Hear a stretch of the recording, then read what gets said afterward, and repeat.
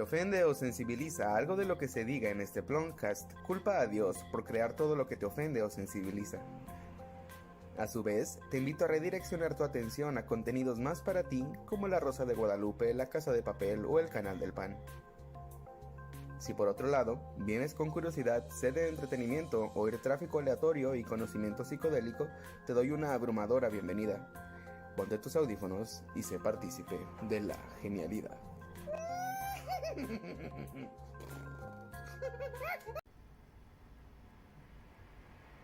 Bienvenidos. Yo soy Adrián Amador. Este es el capítulo por el bosque de los hongos. Este es el capítulo número 21 y se titula Deja de pensar en la muerte.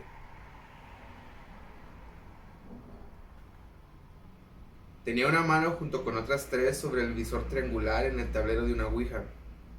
Estaba en la secundaria y una compañera, la hija del director, había llevado el tablero para jugar. Tenía tendencias a los problemas. Claramente su padre la protegía demasiado, pero no le daba amor. Se acercó a nosotros, a unas escaleras donde podía verse la plaza principal de la escuela. Sacó de su mochila el tablero y nos invitó a jugar. Hicimos varias preguntas por turnos. Todos jurábamos que nadie movía la tablilla. Por mi mente corrían todos los eventos de mi primaria, donde conseguí varios libros de magia y pasaron una serie de cosas durante las cuales me quedé sin amigos. ¿A los cuántos años morirá Amador? La pregunta descarriló mi tren de pensamiento. Volteé a ver a la chica tratando de decir que no quería saber eso. No pude expresar nada antes de ver un 19 formándose en el tablero. Cumplí los 19 años con miedo. Se volvió un pensamiento constante y obsesivo el no exponerse a nada estúpido o peligroso por todo un año. Pasé la noche en vela preguntándome qué sería lo que acabaría con mi vida. Alcanzar los 20 años fue un alivio. Sin embargo, aquella ansiedad mórbida continuaba hasta que cumplí los 31 años. Sabía que no debía preocuparme por los juegos de una niña y su tablero de cartón comprado en el supermercado. Sin embargo, ese mismo año en la secundaria tuvimos un maestro de español. Era un adulto muy relajado y comparado con el resto de los maestros nos caía muy bien. Después de aquel incidente en el tablero estábamos platicando con él y ya en confianza le preguntamos si sabía algo de la ouija, pues se volvió un tema de conversación morboso entre los alumnos después de que se corrió el rumor acerca de los intereses ocultistas de la hija del director. Era el primer año que teníamos a este profesor, muy joven y alegre en general. A mitad del semestre empezó a faltar muy seguido y dejamos de verlo por días seguidos. Cuando volvió fue el día que le preguntamos al tablero espiritual. Nos contestó que no creía mucho en eso, pues no había forma de comprobar que funcionaba o no. Dicho esto, su cara adoptó una expresión contemplativa por unos segundos. Pensó un momento y sonrió de forma irónica. Luego admitió que estaba algo nervioso, pues al parecer estaba enfermo. Por eso había estado faltando. Contemplando su propia mortalidad, confesó cómo de joven había jugado a la ouija, y ésta le había dicho que moriría ese mismo año. Lo decía sonriendo nerviosamente.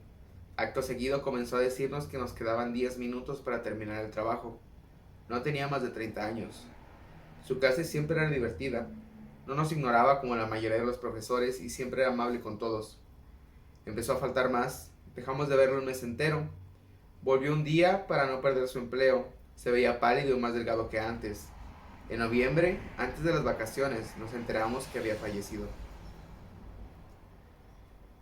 Pese a tener muchos encuentros cercanos a la muerte, desde mi cordón asfixiándome al nacer, hasta mi corazón fallando mientras trataba de suicidarme, o el cañón de un arma reposando en la cintura de alguien que me hacía preguntas en el estacionamiento del motel de un pueblo violento. Siempre fue un miedo para mí afrontar la muerte, primero por miedo a lo desconocido, después por miedo a no terminar lo que quiero hacer en esta vida. Existe un mecanismo biológico, neurológico,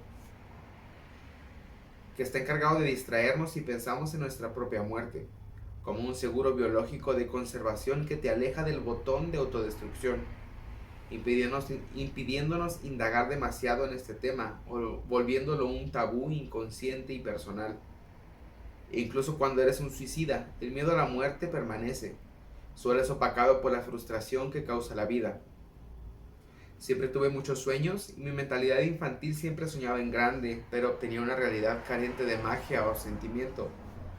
estando en el umbral inminente de mi propia consumación y rechazo de la vida a unos pasos del punto sin retorno. Estaba cambiándome en mi cuarto lentamente. Apenas podía mover mis brazos débiles cuando descubrí algo viéndome desde el espejo. Mi cara hundida me resultaba ajena. Mi mirada ya no tenía miedo.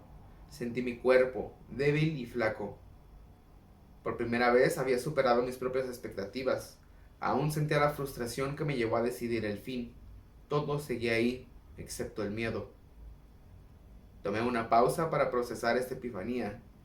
40 días de vacaciones de verano y 23 kilos de peso menos. Volví a la escuela. Mis propios amigos me desconocieron al principio. Quienes no me hablaban me felicitaban por verme tan delgado y me pedían consejos para lograr lo mismo. Sentía la fatiga y mis órganos decayendo mientras otra revelación confirmaba mis ganas de abandonar este mundo. Entiendo esos días la falsedad y superficialidad. Entiendo esos días la falsedad y superficialidad de la cultura. En todos lados se expresa como un mantra que la belleza está dentro. Todos somos hermosos mientras nos aceptemos. Hasta que bajé 23 kilos en 2 meses y quienes me veían raro y mantenían su distancia ahora sonreían viendo mis ojos hundidos, ojos ansiosos por dejar de ver para siempre. Me causó un asco indescriptible confirmar con esto muchas razones que me habían hundido en el abismo. Sintiéndome poca cosa por siempre estar al margen de las cosas que buscaba, topándome con barreras elitistas y adornadas para disimular su interna inmundicia. Como si mis planes fueran un sueño irreal y estúpido.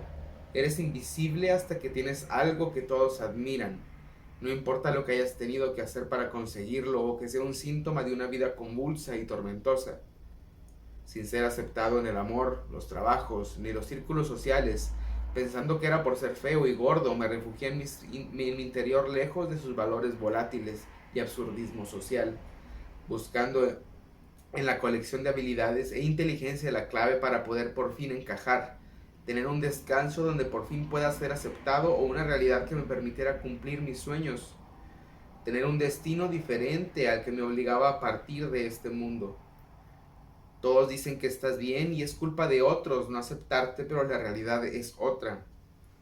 Es una donde te darán lo que quieres si cumples con sus estándares y visiones artificiales, con su positivismo tóxico, aun si involucra dolor para otros, como una fraternidad barata y material de escala mundial.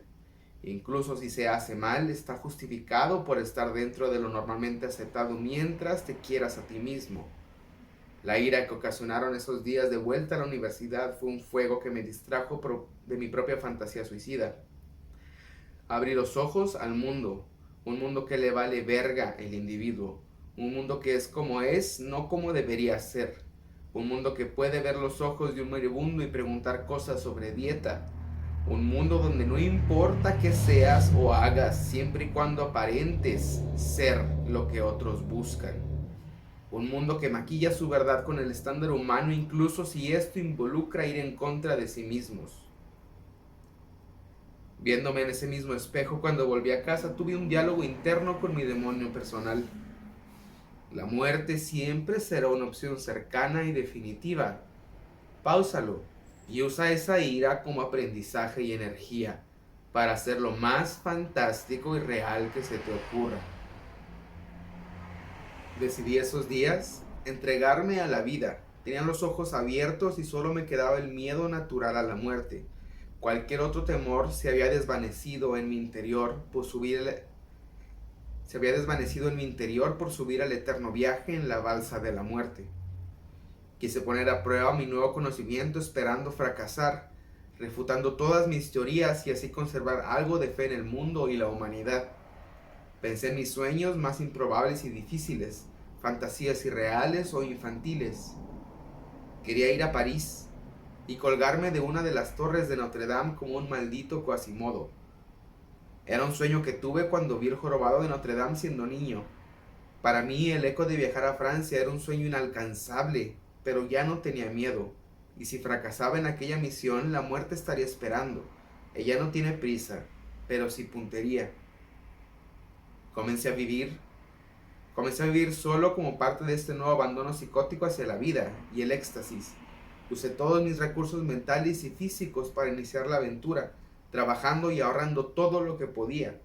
Una vez que sientes el peso de la muerte sobre ti, cualquier otra tarea parece mundana e irrealizable. Durante este periodo me dediqué a tirar muchas cosas que se me habían enseñado con buena intención, pero que formaban parte de esta fantasía colectiva de la normalidad y avance. Desprender quién era para construir quién quería ser, tomando exclusivamente lo que servía de todo aquello que se me había inculcado con severidad. Ninguna de aquellas cosas se acercaba a la realidad. Un efecto Santa Claus donde todos mienten hasta que sabes la verdad y esta brilla como un diamante en un mar de mierda. Alrededor de 13 meses después de mi conversación frente al espejo, estaba montado en una bicicleta rentada, una mañana fría y con neblina, a un lado de un puente en el río Sena, viendo cómo las nubes se despejaban perezosamente revelando las torres y las puntas góticas que coronaban la nave de Notre Dame, como si estuviera suspendida entre las nubes. Mi mente no procesaba que estuviera viendo algo que consideraba imposible. De nuevo, cualquier imagen que había visto de la iglesia fue superada por su impresionante belleza. Días más tarde me encontré a la muerte después de no habernos visto desde aquella vez frente al espejo. Estaba en un páramo a 7 kilómetros de Bruges, en Bélgica. Llegué en bici y todo estaba desolado. En un camino de tierra rumbo a una granja abandonada me detuve a ver el atardecer. Me senté en la hierba. Había mucho pasto y una línea de árboles a la distancia. Plantas que nunca había visto, pues el desierto es donde yo estaba. Mi cuerpo estaba caliente por pedalear, pero sentí el frío del ambiente, recibiéndome con un abrazo, invitándome a disfrutar la función. Entre la quietud y la belleza fui purgando muchos pensamientos. El odio que me había llevado a hacer aquel viaje se fue diluyendo.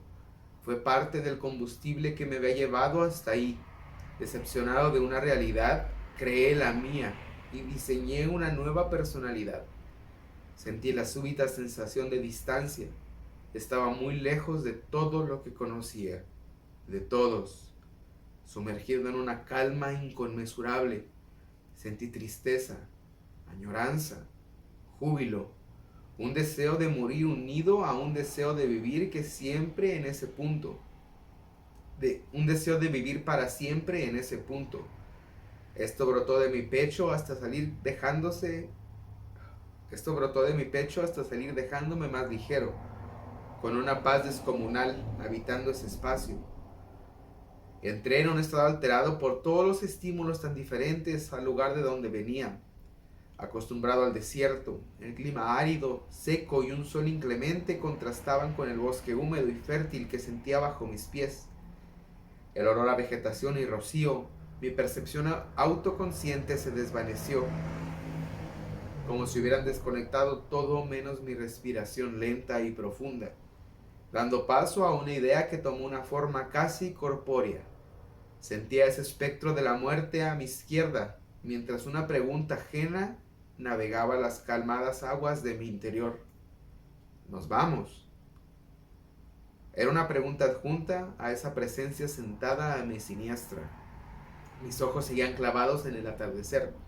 Disfruté la vista un momento más y repasé en un segundo toda mi travesía hasta ahí, empezando por mi reflejo de mejillas hundidas y ojos ausentes. Una súbita emoción de alegría y plenitud se formó en mi pecho. Inundado por tanta dicha y belleza, sonreí con lágrimas en los ojos. Sí, podría morir aquí. Vámonos pues. La presencia se fue. Me encontré solo, sentado junto a mi bicicleta, disfrutando del bosque, el aletargado sol y el silencio belga.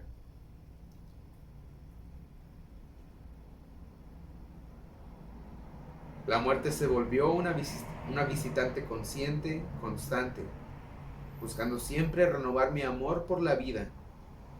Cada que descuidaba mis planes recordaba esa presencia y aquella pregunta. Si la muerte estuviera junto a mí en este momento, ¿estaría de acuerdo con irme? Si la respuesta era igual a aquella vez, seguía haciendo lo que hacía. Por otra parte, si la idea despertaba miedo en mí, reconsideraba el por qué estaba en esa situación. Pensaba en la pregunta de aquella chica, de vez en cuando, y el número 19. Pensaba que tal vez se refería a morir dentro de 19 años, no a los 19. Era una absurda pero constante fuente de ansiedad. Debido a esto, constantemente trabajaba mis miedos con esta ansiedad de por medio. Cualquier fuente de temor que no lleva a la muerte es un miedo artificial y no natural. Por lo tanto, descartable. Bajo este proceso llegué a varias preguntas difíciles de contestar. La más inquietante de todas era el hecho de la inexistencia. ¿Cómo afrontar e interpretar el no existir, dejar de ser para siempre? La muerte se volvió sinónimo de inexistencia, aterrorizando mi ser como hacía mucho no pasaba.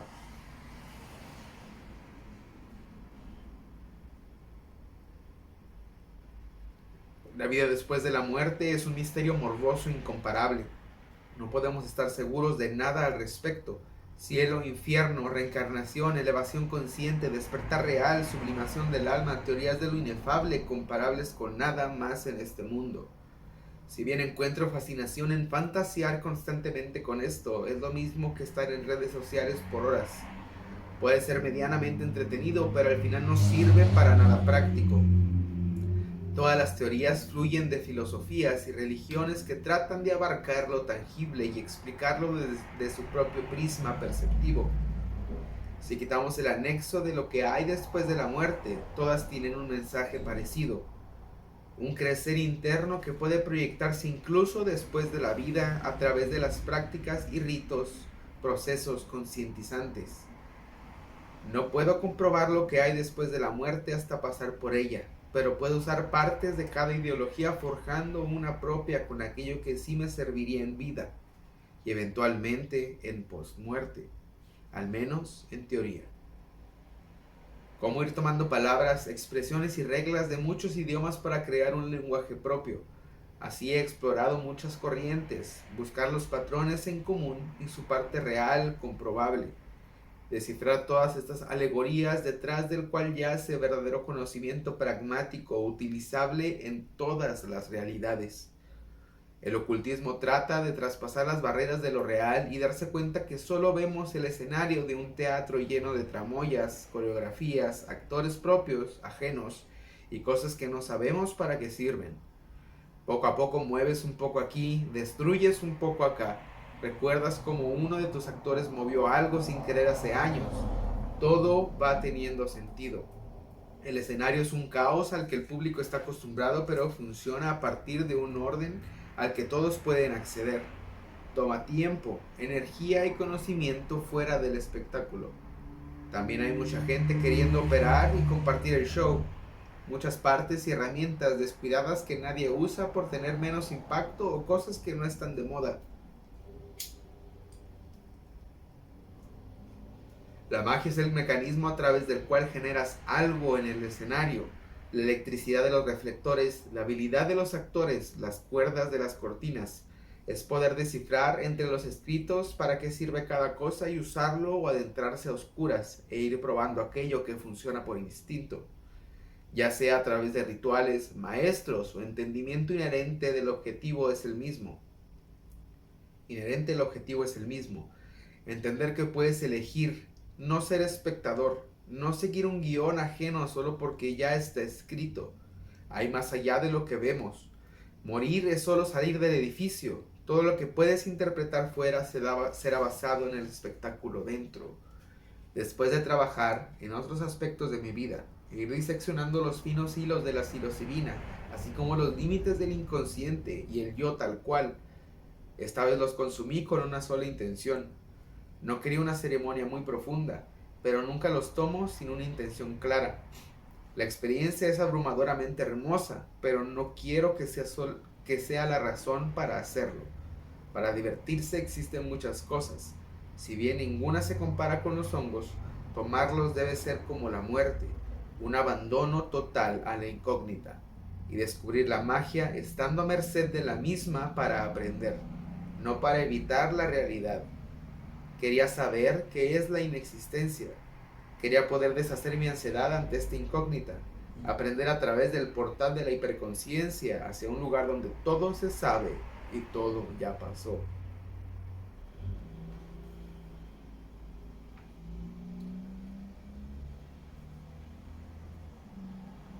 Sentía la euforia y la inmensa alegría que brillaba en mi pecho conforme avanzaba el principio de la sesión. Al ir llegando al clímax de la noche sentía que los estímulos se iban apagando. Usualmente estos se acumulan hasta hacerse tan armónicos y abundantes que se vuelven una luz constante que se acumula a punto de estallar. Un orgasmo de serotonina y psicodelia. Para este momento el diálogo que surge a través de mi conciencia, el Teonanacatl, me hizo entender que todo estaría bien. Solo se estaba manifestando aquello que pedí. Aceptando sin miedo, aquella deidad interna sonrió y empezó a alejarse. Todo se alejaba. Aún estaba presente, solo parecía estar muy distante. Estaba en el suelo de uno de los cuartos, acostado. Las paredes seguían ahí, pero parecían muy alejadas de mí. Como si estuviera acostado en medio de una bodega, cuyos focos centrales estuvieran fundidos. La música era distante, pero clara. Aquella sensación de lejanía afectaba la sensación de mi cuerpo presionando contra la alfombra, y mi tren de pensamiento bajó de volumen. De niño, podía sentir una sensación muy particular de energía o sonido cuando había una televisión en silencio y sin imagen. Se siente que está algo encendido, pero todo apunta a que no. Llegó un momento en que solo podía percibir esa tenue energía suspendida en el vacío, viajando sin moverse. No había nada. Ausencia total de estímulo, salvo por esa vibración en la oscuridad. Me sentí como una onda de radio suspendida en el espacio. El tiempo pasaba, pero no había forma de decir cuánto. Pudieron ser 2 segundos o 2 siglos. No tenía forma de saberlo. No tenía pensamiento, solo vibraba. Había dejado de existir. Mi instinto es decir que había calma. Mi instinto es decir que había calma, pero más bien no había caos por el cual calmarse. Era la señal de televisión llevando a una telefundida a unas ondas solo detectada por un medio incomprensible para mí. Fui regresando en mí un estímulo a la vez. El primero surgió de aquella onda vibrando, atravesando la ausencia, manifestándose en la realidad y mis adentros como un destello dorado, una burbuja que se infla con la ansiedad que me despertaba a dejar de existir y se reventó. La ansiedad dio paso a una paz blanquecina, azul, entrando por la abertura en la oscuridad, tomando la forma de mi cuerpo acostado. Sentí el aire que respiraba entrando en esta burbuja de paz, inflando mi pecho y exhalando, llenando el ambiente de aire. Sentí el suelo sosteniendo mi cuerpo. Ahora sé más ligero. La conciencia de dónde estoy y qué hacía se despertó como si volviera de una siesta reparadora. Antes de poder abrir los ojos, experimenté esa vuelta o entrada en mi cuerpo. El diálogo con mi yo divino se reanudó. Ya no sentí esa angustia, incluso si pensaba en la muerte. Dejó de ser algo desconocido. Después del primer chapuzón en el agua, se vuelve tu amiga. Entonces, ¿eso es lo que hay después de morir? Es muy pacífico. Fue lo primero que pensé. Sentí una aceptación por algo, pero algo no terminaba de encajar. Los hongos respondieron, no. Tú querías sentir la inexistencia. No preguntaste qué hay después de la muerte. Pero fue lo que necesitabas. Me sentí embaucado a un nivel espiritual. Y tomándolo con gracia, pensé, astutos hijos de perra. El Teonanacatl sonrió y se despidió. Deja de pensar en la muerte o te vas a morir. Fue lo último que dijo antes de regresar completamente y abrí mis ojos. No quería saber qué hay después de la muerte. Quería entender. Incluso si pudiera saber, creo firmemente que no podría entender, pues mi capacidad está limitada a mi propia existencia, siendo energía vibrando entre lo no existente. Cualquier concepto relacionado con la vida o el hecho de existir eran incompatibles con mi esencia y naturaleza. Como imaginar otros 7 colores nuevos, no va a pasar por más que intente expandir la imaginación. Quizá no tenga que hacerlo, porque la muerte podría abrir una puerta a un lugar donde existen colores que jamás he experimentado, o a volverse solo conciencia, y vibrar entre la oscuridad hasta poder existir de nuevo.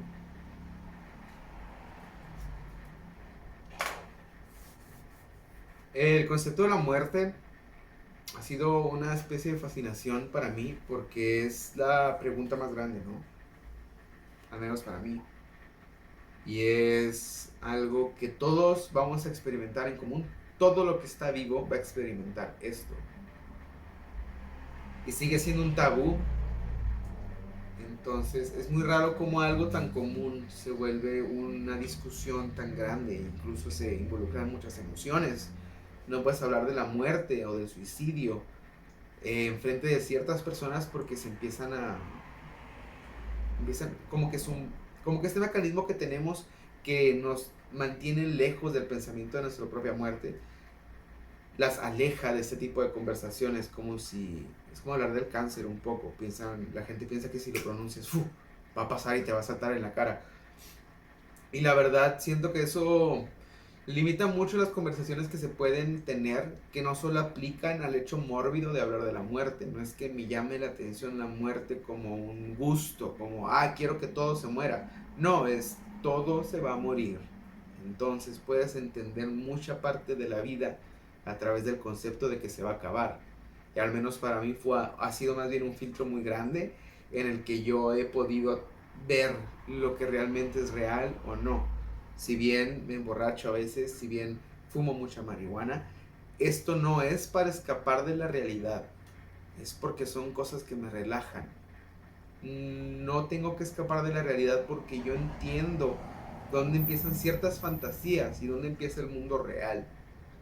O al menos eso trato. Trato de discernir y cuestionar constantemente hasta dónde llega mi percepción del mundo y lo que realmente es el mundo. Porque hay ciertas cosas que no se pueden evitar y no se puede cortar camino a través de ciertas partes de la vida. Y esos son hechos. Es como el día, es como esperar que no vaya a salir el sol. Solo te estás gastando mentalmente y te estás mintiendo a ti mismo acerca de ciertas cosas. Entonces, para mí lo bueno, lo malo, más bien lo desagradable, lo agradable, el placer, el dolor, todo esto es parte de la realidad. Y enfocarnos en un solo extremo es realmente peligroso, porque empiezas a fanatizar ciertas cosas solo porque le tienes miedo a la muerte, solo porque sientes un vacío enorme que tienes que llenar con cosas superficiales, con cosas materiales. Y no digo, vuélvete un vagabundo, claro que no, eso es estúpido. Simplemente hay que entender que muchas de nuestras decisiones están mediadas por un miedo que nos han hecho creer acerca de la muerte, de que hay un infierno, de que tienes que actuar en esta vida de una manera que no altere tu vida eterna. Eso es demasiada presión inconsciente en un mundo que ya es muy difícil. Entonces, no digo entremos en anarquía, no digo deja de hacer las cosas que hagas, solo cuestiona las cosas que haces. O al menos es lo que yo, no tienen que hacer nada realmente, no sé por qué lo hablo así, pero es como yo hablo conmigo mismo. Entonces, al hablar a la cámara técnicamente me estoy hablando a mí, no a la persona que me está viendo. Entonces, soy muy hostil conmigo mismo, no sé si lo había notado, pero pues me funciona. Y la cosa es hacer lo que nos funciona y entender que hay partes del mundo que no se van a cambiar. Y no porque creamos fuerte van a cambiar. Pero podemos usar esa energía en hacer otras cosas que pueden realizarse en el mundo real y que parecen imposibles desde tu punto de vista. Porque si fueran posibles desde tu punto de vista ya lo hubieras hecho. Así que hay que hacerlo con inteligencia. Hay que hacerlo con sentido común y cierta gracia, porque creo que eso ayuda mucho por alguna razón que no entiendo. Y bueno, la muerte está siempre de nuestro lado izquierdo, a un brazo de distancia. En cualquier momento va a extender la mano. Así que hagan lo que quieren, no dañen a otros y no sean felices. Busquen lo que ustedes quieran, pero no jodan a los demás. Muchas gracias. Nos vemos en el siguiente capítulo.